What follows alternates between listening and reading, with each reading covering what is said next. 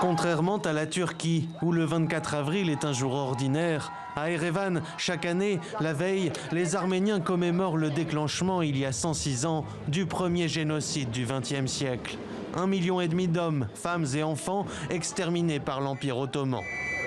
Du centre-ville jusqu'au mémorial consacré aux victimes, la marche a pris cette année une tournure plus patriotique encore qu'à l'habitude. La défaite cet automne contre l'Azerbaïdjan, soutenue par Ankara dans la région séparatiste du Haut-Karabakh, reste dans toutes les têtes.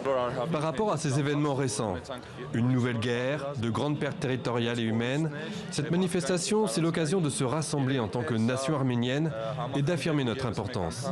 Et peut-être en cette année d'aller plus loin. Selon plusieurs médias américains et le département d'État, Joe Biden serait sur le point de reconnaître officiellement le génocide.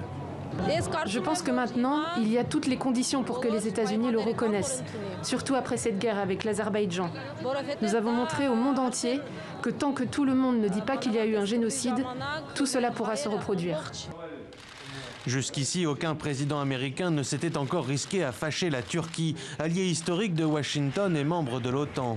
Une promesse de campagne du démocrate qui risque d'envenimer des relations déjà tendues entre l'Occident et le président turc Recep Tayyip Erdogan.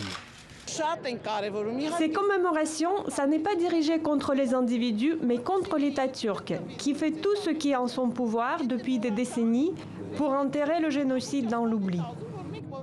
Le génocide arménien est déjà reconnu par une trentaine de pays et la communauté des historiens.